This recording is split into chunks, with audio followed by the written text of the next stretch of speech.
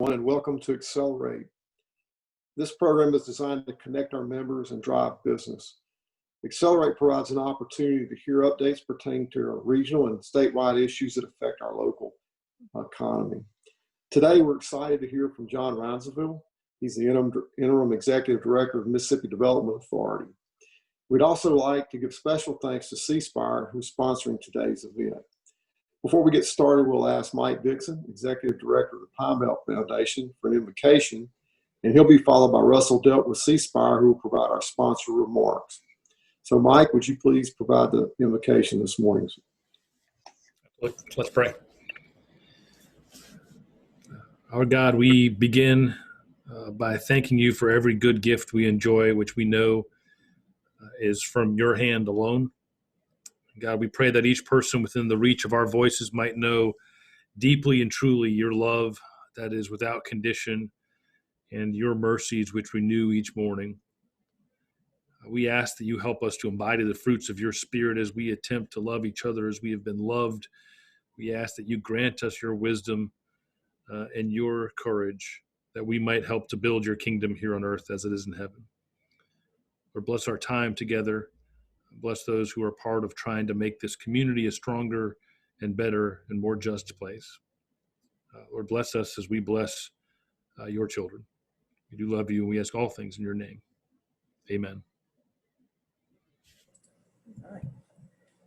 Hey, guys. I am Russell Delk, Commercial Sales Director for C-Spire. Just thank you for allowing us to sponsor the event and the call today. So, you know, I've been with the company for a long time. I started in 2004 in the retail side of the house. And so now whenever I run across people all the time, they're asking, what's the latest and greatest with C-Spire? What are you guys doing? And so I just kind of want to go through that with you just real quick and just let you know, if you'll move on to the next slide here, we actually do 3 lines of business for you guys. And so for the state of Mississippi, we've now expanded into Alabama and Tennessee.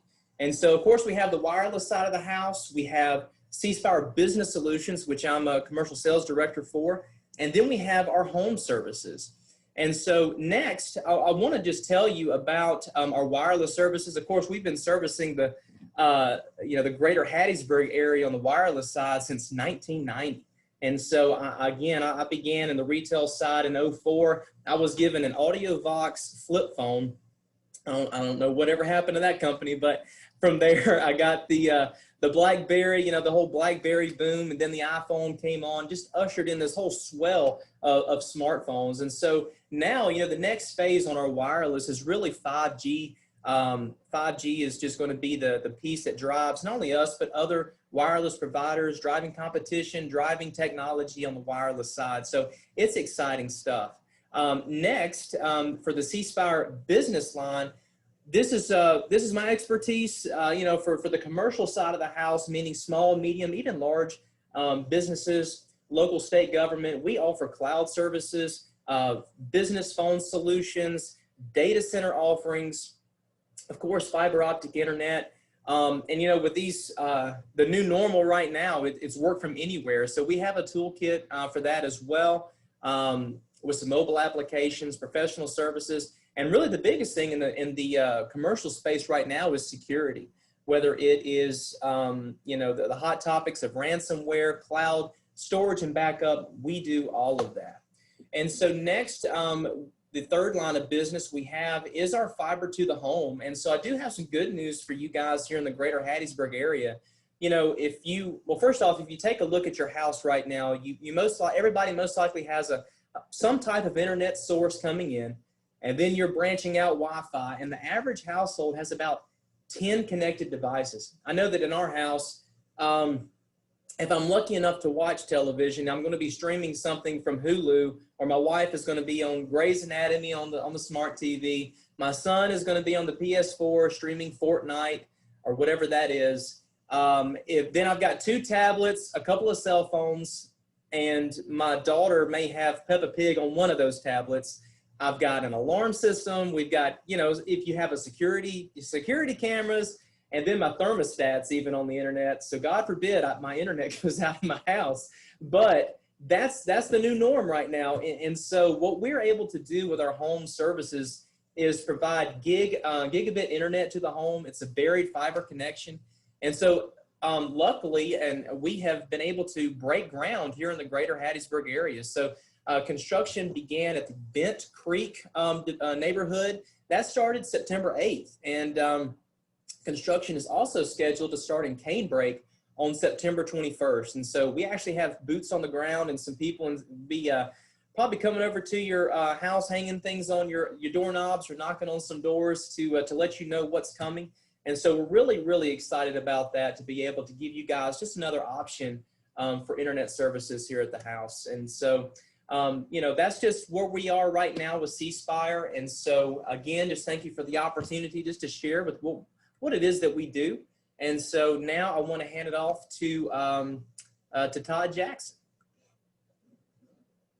Russell, thank you very much, buddy. And thank you guys for everything that you do at C Spire. C Spire is an outstanding partner of ours here at the ADP, especially on the economic development side.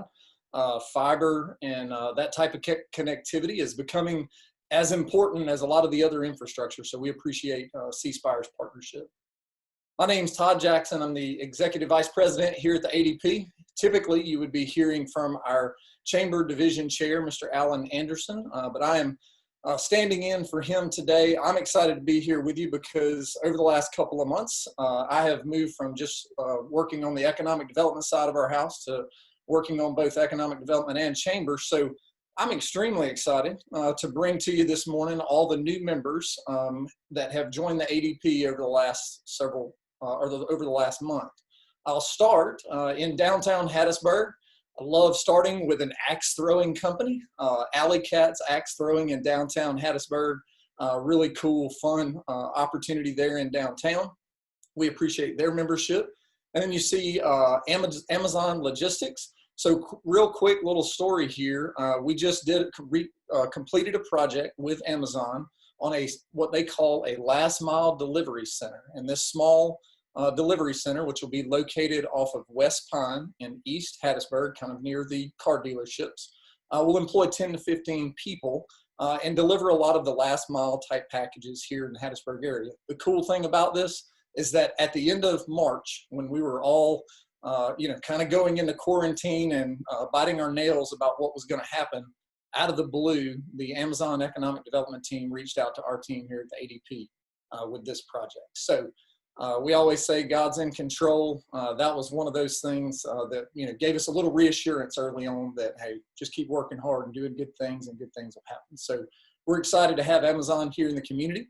We also have Hunter Andrews with Andrews Engineering, Effect TV, then individual member Gerard Hansen, Grace's Home of Heroes, Hotel and Restaurant Supply, another Mississippi company.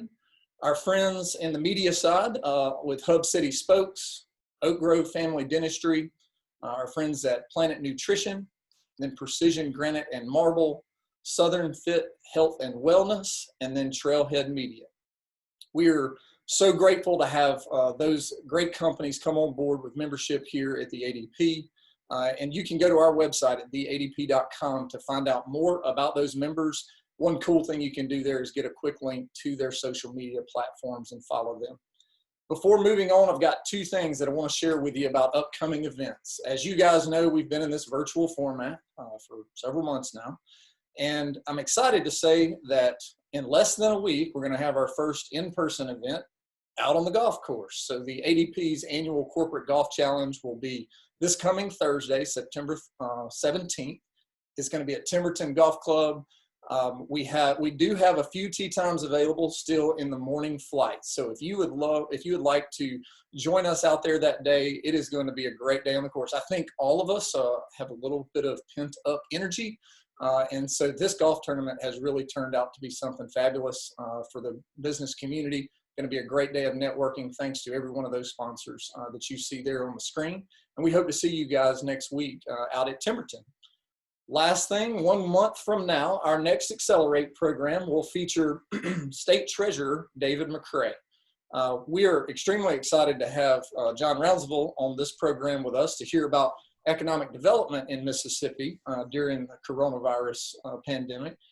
It's going to be even more interesting to hear next month about the financial situation here in Mississippi in 2020. So we hope that you'll join us then to hear from our state treasurer, and we appreciate Dunn Road Builders sponsoring that program in October. So without further ado, I am going to turn it over to my boss and friend, Chad Newell, to introduce our friend and speaker today. Good morning, guys. It's great to have you on our Zoom today for our September Accelerate. And it's my pleasure and my honor to introduce our keynote speaker today, Mr. John Rounsaville.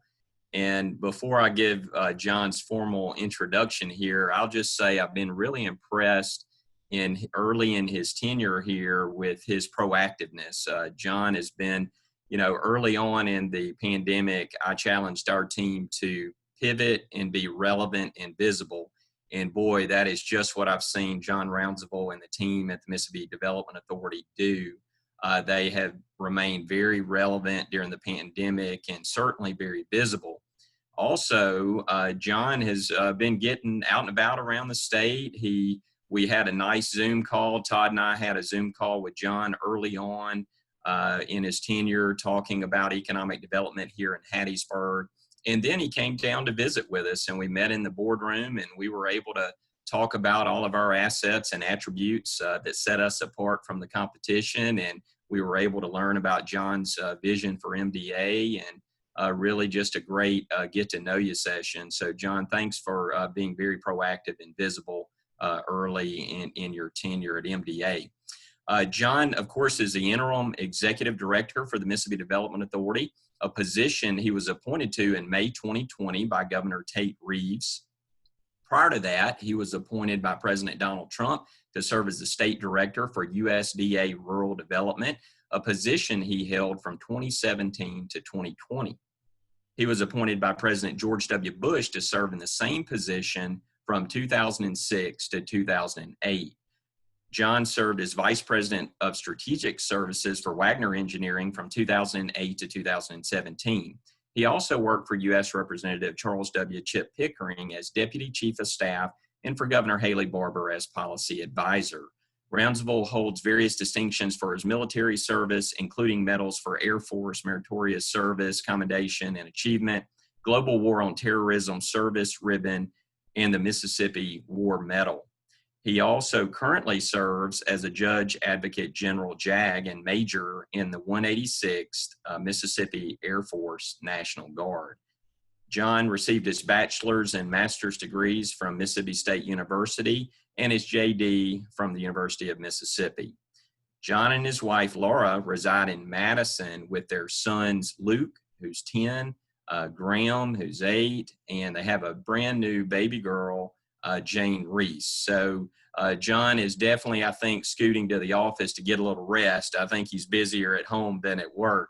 But John, without further ado, I'll turn it over to you. We're honored to have you and just honored to be working with you in your new role. Chad, thanks so much.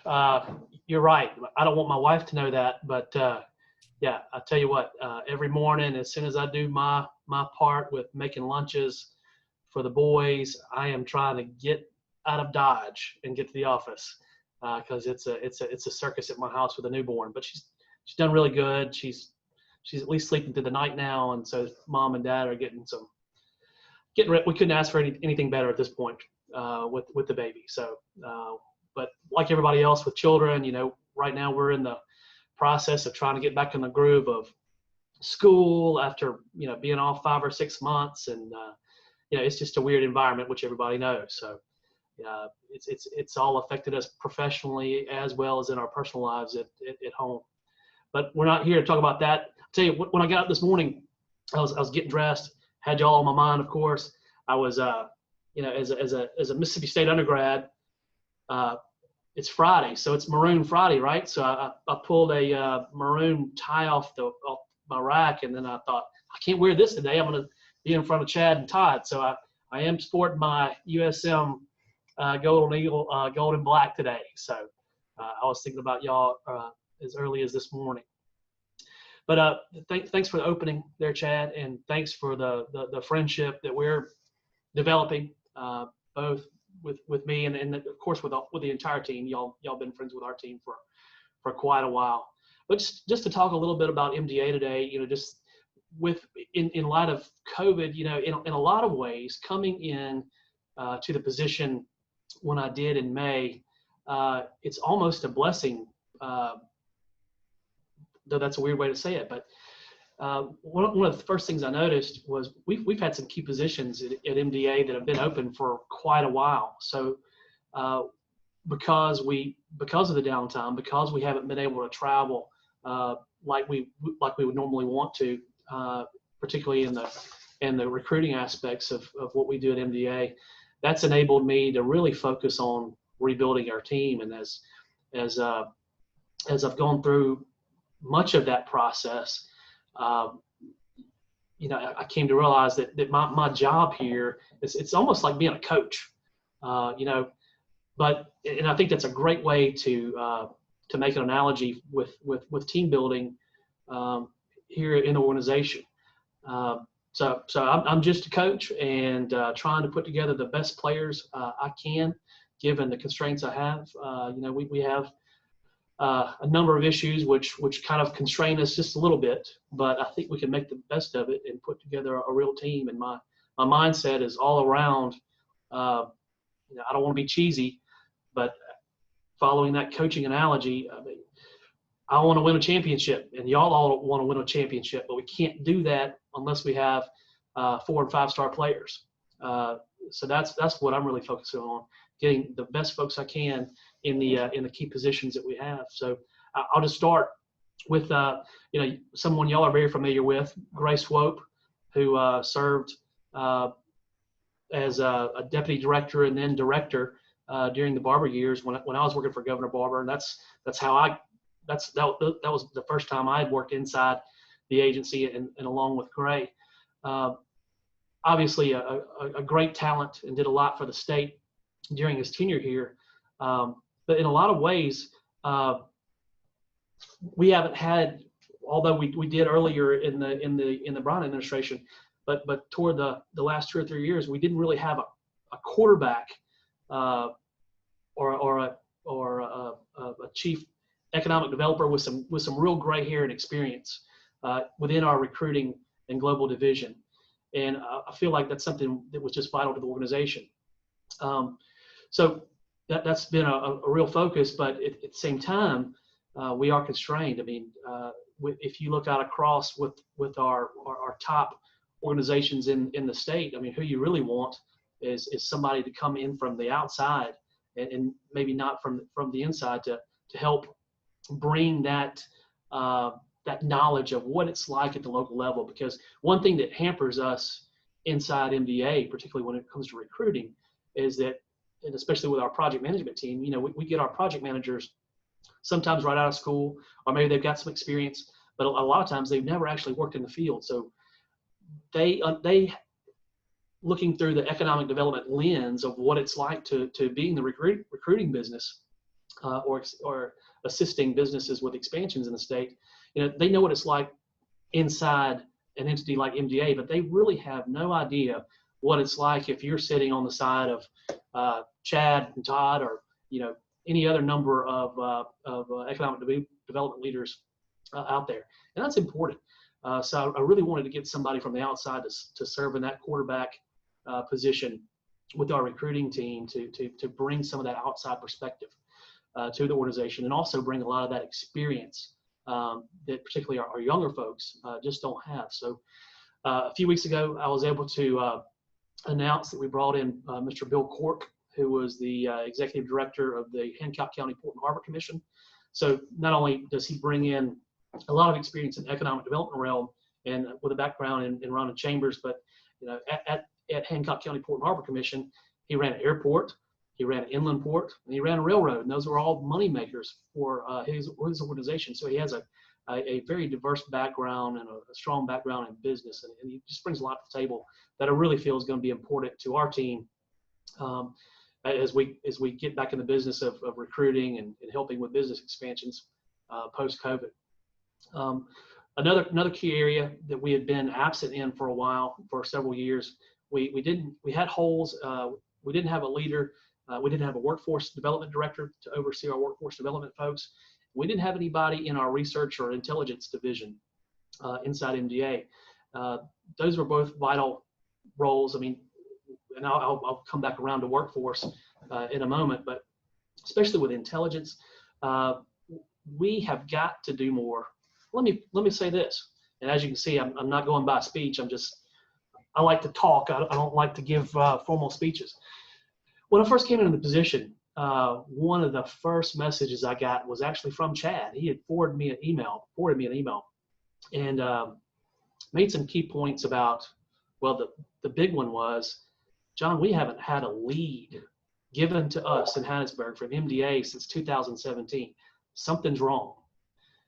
And I was so glad that he let me know that, because that is him giving me that message has played a key role in how I'm trying to organize the recruiting components of the agency. He wasn't ugly about it in any way, just stated the fact and said, something's wrong and that really needs to be fixed. And I really took that to heart in the decisions I was making. So when it comes back around to intelligence and research, we've got to do more with just shoe leather recruiting. It's good enough to go to trade shows and go meet with site consultants, go meet with companies. That's all well and good, but I really feel like there's an absence in respect to looking at data and making data-driven decisions in terms of identifying, where do we need to be focusing our guns in terms of bringing in new business opportunities for the state. It's one thing to put together flashy ads and flyers that say, here are our target areas, but it's something totally different to be able to say that these are my target areas, and here are the numbers to back up why I think I can compete in that realm. And, the irony is we're not doing enough of that, but I guarantee you, folks, our lead local economic development organizations in the state are doing that, and we're not, and we need to be doing our part in that role. And I think we're going to be doing that now to fill both our research director positions and our workforce director positions. I reached out to an old friend who had a background in both the community college system, also a background in economics and statistics and workforce. Dr. Bill Ashley, I hope a lot of y'all might get to know him in the future, but he was most recently president of Shelton State Community College in Alabama. Of course, Alabama is known for having a great workforce system over there. Before going over to Shelton State to serve as president, Dr. Ashley had served in, I guess he's worked at about 5 different community colleges in the state in various positions. So he has a good understanding of our community college system and workforce system in the state of Mississippi, and also has that knowledge of Alabama, in addition to having a research background. So I've considered him the perfect person to kind of get a twofer. I've got these 2 empty positions. I bet Bill can do both. And so far, he's come in and done a stellar job in that research workforce vein, and some of the things that Bill's doing. We've got to do more data collection. There's data being collected and developed all over the state, whether it's IHL or the Mississippi Manufacturing Association, local EDOs. We just need to go out and get that so that we have the foundations of what we need to do some real research. So in addition to doing outreach for those types of organizations, we're also in the process of redesigning our website. Our website is not designed in a way to that's very friendly if you're doing tabletop recruitment. In other words, if you're a site consultant looking for an opportunity, you're not going to be able to navigate looking for an opportunity to locate a business. You're not going to find a lot of help, I think, through our current website. So, and oddly enough, our website, MDA's website, as it stands today, I asked the question of Tracy Giles, who's been our acting chief economic development officer. I said, when they did this last year, did they ever talk to you about how this thing should be set up? And the answer was no. Well, economic development, recruiting, business expansion, that's our sweet spot. That's our target customer base. And we've created a website without any real input from what they want to see. So, our website was developed by our marketing team. It looks great. It's just not real user friendly when it comes to our core mission. So we're in the process of redesigning that now. Dr. Ashley has reached out to a number of site consultants. He's done surveys and phone calls with some of our local economic development organizations. He's done calls and surveys with some of the community colleges in the state to get their input as to how we need to structure all this. So I'm real excited. That it's just so important because it's cheesy and maybe to say that our website is our portal to the world, but it really is. So it needs to be the best we can make it. And really, it doesn't matter how much it costs to do it. I mean, certainly I'm going to be sensitive to cost, but it's just so important. We've got to get a handle on it and develop a better product, and we're doing that. So those are some of the key positions that we've put together. We're looking at bringing in some new talent in our recruiting divisions and really across the agency. So I'm excited about where we're headed. Again, just the whole COVID environment has given us kind of the opportunity to almost hit a pause in order to allow us to start putting together this team that we feel will really make a difference. So far, we're having a great year when it comes to economic development in the state of Mississippi. When the governor first talked with me about coming on board, I was really hesitant. Here in all our local EDOs, I'm sure this has been on Chad and Todd's minds too. Here in the midst of this COVID environment, we were just coming off this major shutdown in March and April when nothing was happening.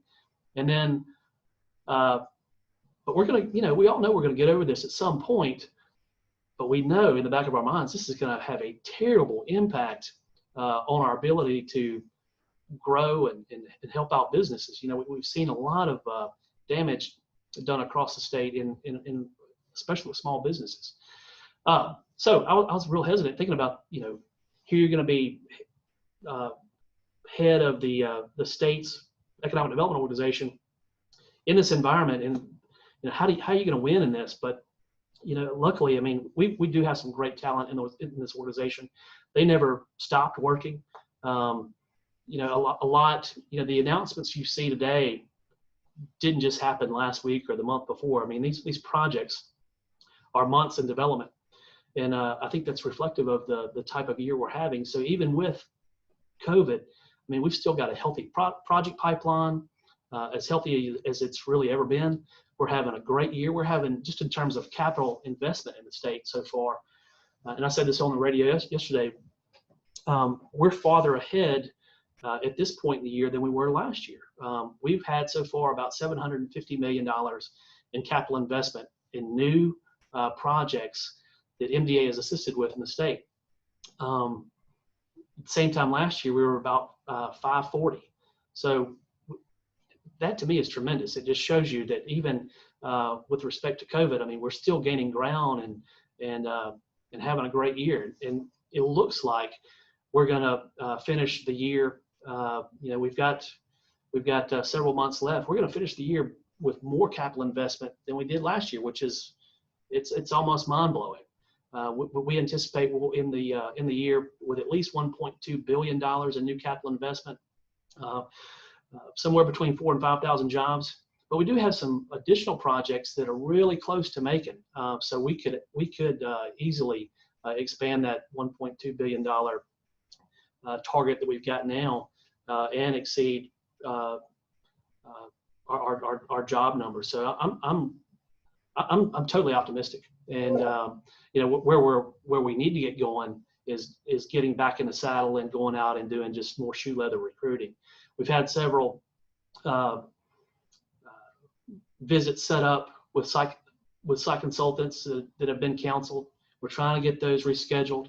When I was visiting with the governor earlier this week, he made the point. Of course, he's just been slammed, and we all know just what a burden he's been carrying, trying to make decisions in this COVID environment, trying to do what's best for both the entire state of Mississippi and the economy and for all our health. So he's been overloaded with that and a number of other issues. But he said, look, John, I'm ready to get in the saddle. I'm ready to hit the road and start recruiting. So that's exciting because, of course, you know, I'm not the #1 developer in the state. The governor is.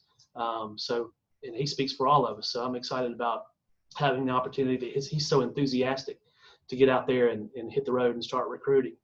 Also in this COVID environment, it's given us the opportunity, though we can't be making a lot of personal visits, and a lot of folks aren't flying, it has given us the opportunity to utilize the governor a lot more just in making phone calls.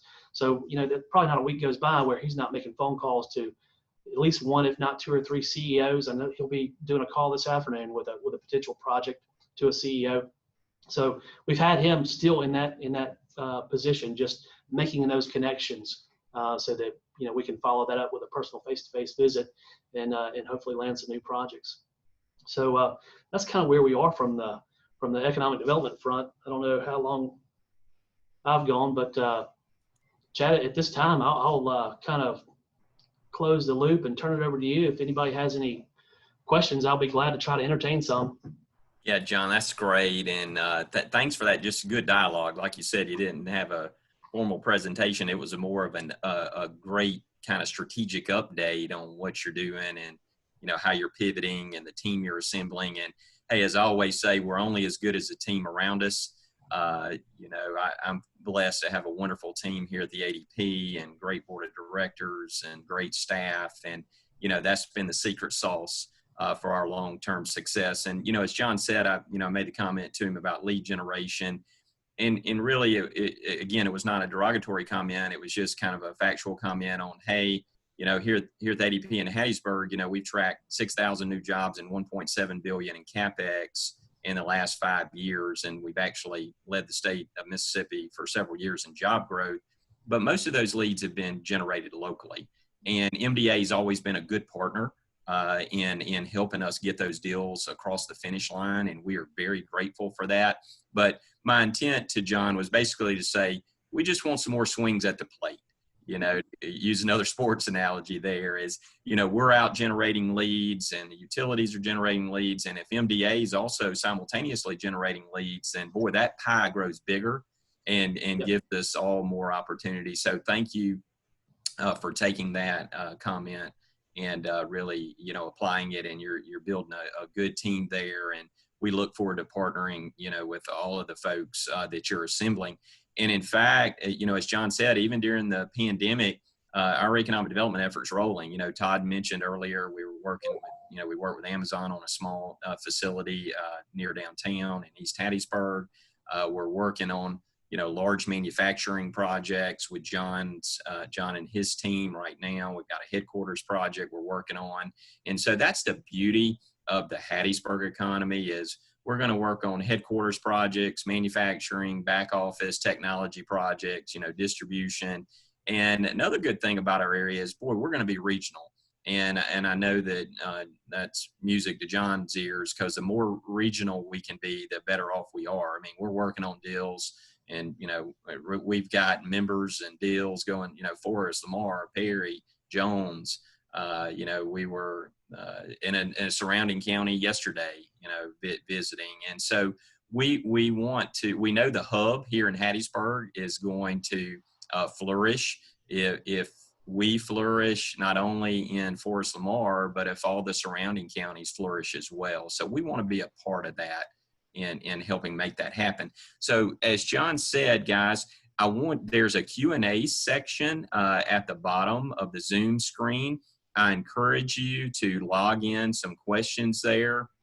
I have a couple of questions for John to get us started here, but I know John would love to hear from the audience. And if you'll just log your questions into the Q&A section, you can ask away, and I'll take a look at those, and John will take some of those questions. So, John, to start out here, you know, what led you to take on such a big role in the middle of a global pandemic? I mean, what led you to kind of move into the role at MDA, and then all that you've been grappling with and all that the governor's been grappling with? But why did you want to take on the role of executive director at MDA?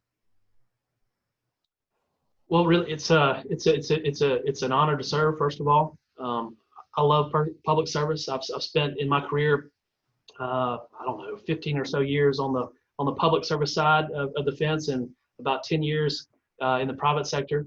But I just really feel like if you apply yourself, you can do, you can just contribute in the public sector space. I love public policy. Don't necessarily love politics as much, but I do love policy. And ever since I was with Governor Barber, I did a lot of work with MDA. I just think there's so much potential. And to me, it was just an opportunity to serve and try to bring what I could to the table. At the same time, I want to take an approach that I don't know everything, and I hope that reflects in the culture. I hope that reflects in just conversations that you and I have had, you and I and Todd have had. That I don't know everything. I want this to be. I want us to be more locally focused, just like you were saying a minute ago. How much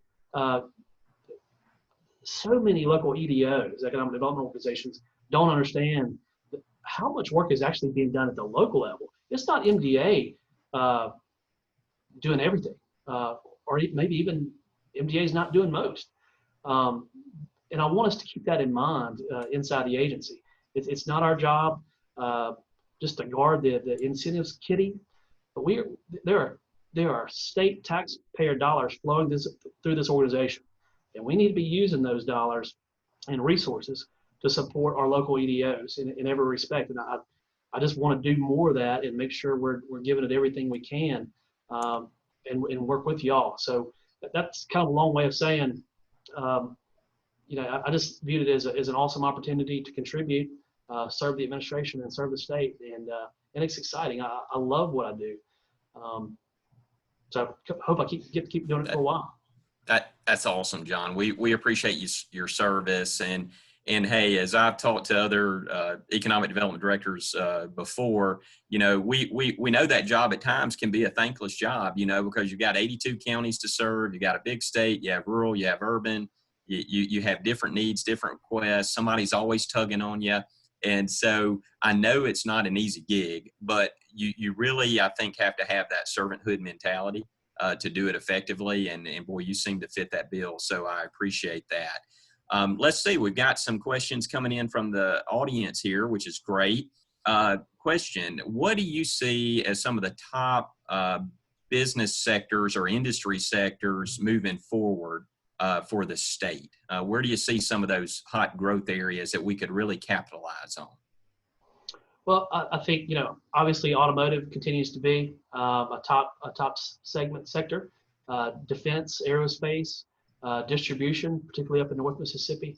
But south of Jackson, I really feel very strongly about the defense sector, and some logistics, but logistics and distribution.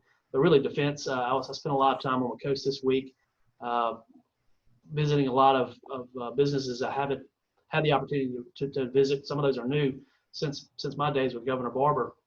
But I really feel like defense is probably number one in the southern part of the state. I was in DeSoto and Marshall County a couple weeks ago, and I had not veered off of I-55 in quite a while, going to the east, and it's just amazing the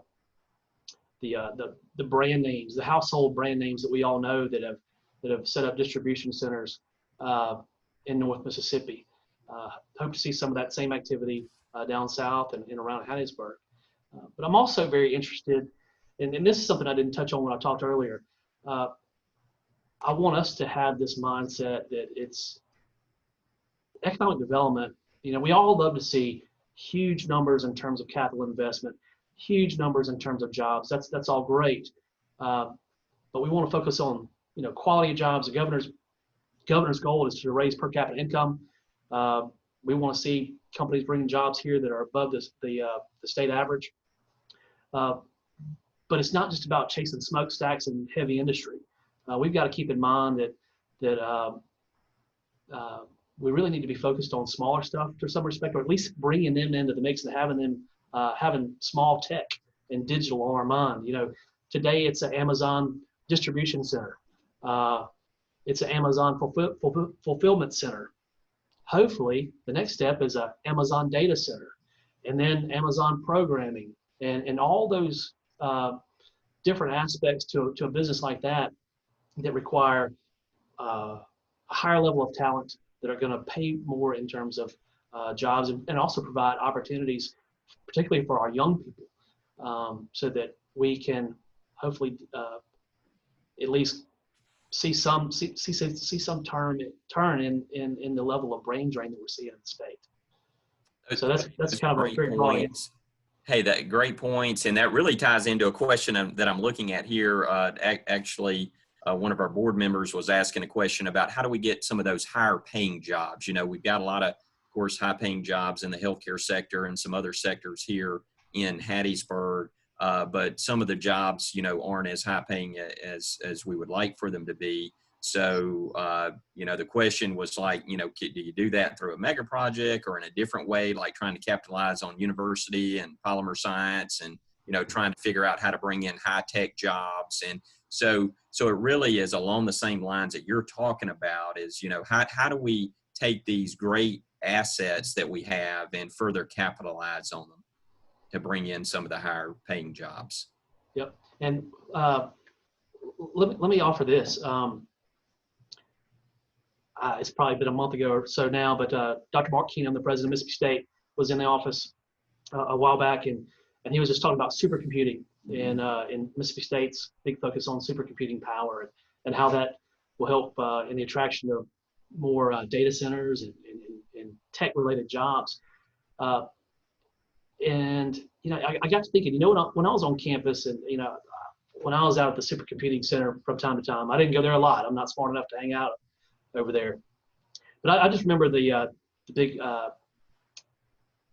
kind of like advertisement, the marketing stuff that the supercomputing center had put out with, you know, you might have a nuclear submarine with the propeller, and it was trying to show you the flows of water and stuff around this, just all this. I can't describe it, but anyway, there were cool marketing materials, brochures, and I got to thinking, you know, we've got a great talented marketing team inside MDA.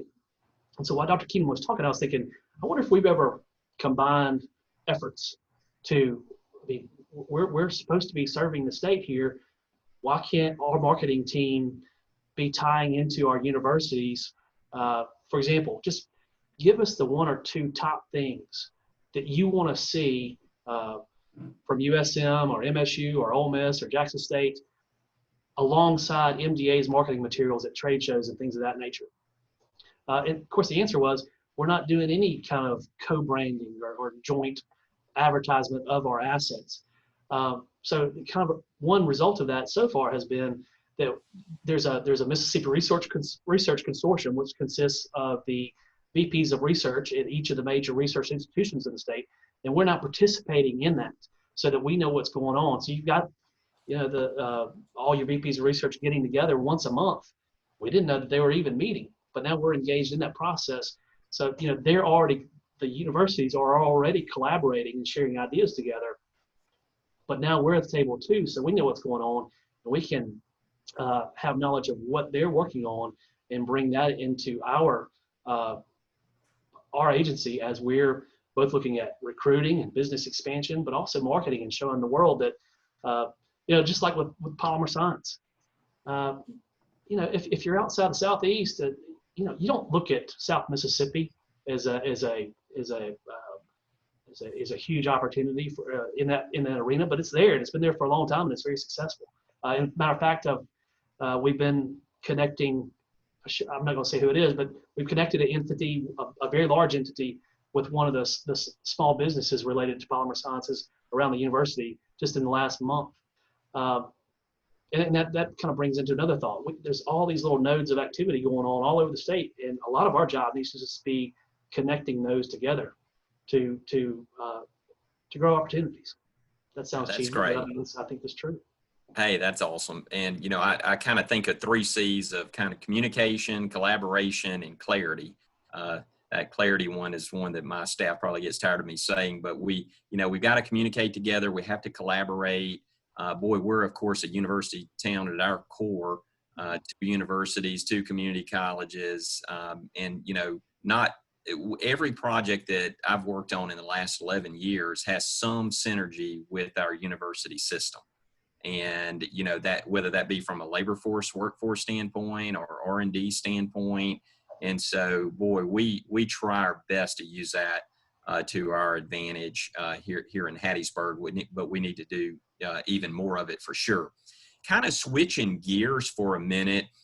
We have a lot of course, with our membership with the ADP, John, we've got a lot of small businesses in addition to the larger corporations. And many of those small businesses have been, you know, hit hard during the pandemic, and they're struggling to, as I say, survive and then thrive. You know, we want them to not only survive, but thrive. So one of the questions here from a participant is, you know, can you give us an update on the Back to Business grants? And, you know, just in general terms, you know, has that been a very successful program, and how many businesses are receiving the money? And is there a substantial backlog, and how's the backlog being addressed? Just really kind of a status report on the Back to Business program. Yep. So right now we have about 30,000 people, 30,000 businesses that have registered the program. As of Tuesday, we had about 25,000 businesses who have actually applied, made an application. From there, they go through, I guess, 2 review processes. The first review, in determining eligibility, they get routed to Department of Revenue just to determine if you paid 2018, 2019 taxes. If you hadn't, or if the system picks up that you haven't, or, you know, maybe you applied in your business name, or maybe you paid taxes in your business name and you applied in your personal name. You know, you got sole proprietorship or something like that. So you go into, if it determines you haven't paid taxes, you kind of go into this level of purgatory for another layer of review. We don't just kick you out and say, yeah, you're not eligible. It's a pretty time-consuming process of figuring out, well, what exactly is wrong, so we could send you an email that says, here is specifically what the system is saying the issue is. Go back and look at this. All right, if you pass that first level, then you get reviewed just for eligibility under the statute and under the Treasury regs. So today, we have about $30 million out the door. Of course, that was as of Tuesday. Things really got going in the last 2 weeks. Just the process smoothed out. The legislature came back and made some changes to expand the capacity, particularly in the base level of payments we were able to get. But we're in a process now where we're putting out over 1,000 checks a day. So, and the deadline to apply is September 15th. So that's coming up. So if there are businesses out there that haven't applied, they need to get in under that deadline. You know, we'll continue to process them even after that deadline, but you need to get an application in before now, or before the 15th. So please, everybody, be mindful of that. But overall, you know, there was a lot more money set aside for that program. I anticipated a lot more of it being utilized, and I've been kind of surprised at the lack of response. Yeah. So, but it is what it is. Well, I tell you, we are doing our part here at the local I know. level. I mean, Getting the word out about the program. We've tried it with all the CARES Act legislation and the Back to Business program. I tell you, I'm kind of bragging on our team a little bit, but they've done a good job in community and economic development of taking somewhat complicated programs and kind of summarizing them and putting together, I call these one-pagers or executive summaries, nice graphics that kind of give them the what to do and how to best access the program. So we've been pushing that out on social media and the rundown, our weekly e-newsletter. So, man, we are trying our best to get the word out. But look, Callison in our community development division, she got a call this week from a small business. It was a healthcare provider, and they were not even familiar with the Back to Business program. So she was able to get them up to speed on it, and I'm sure that company has now made an application. So we still need to, you know, get the word out as we head toward the finish line here, and then you guys, I know, are doing your best at weeding through those and making sure, you know, who's eligible and who qualifies gets those funds. So thank you for that effort. Why don't we take one more question here? This is kind of switching back to kind of more traditional business recruitment type question.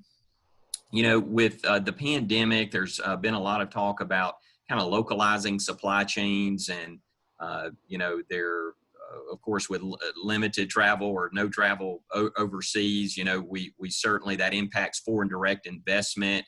And so, what do you think foreign direct investment is going to look like as we kind of climb out of the pandemic here? Do you expect that to bounce back and have a lot of international companies looking to invest in the U.S.?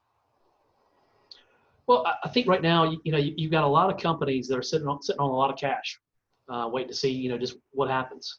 But I do think it's going to be a significant impact, at least for another year or 18 months, just on the foreign direct investment side. You know, we do have international offices that are continuing to do some level of work, but of course, you know, it's still very stymied in terms of just the level of recruitment that can be done. And I'm sure there's still communications going on between some your site consultants and international firms. But we were talking about this same issue this morning with the governor, Craig Ray, and I, who runs Visit Mississippi, runs our tourism division, on that same issue, just looking at what the potential impacts were going to be on international tourism.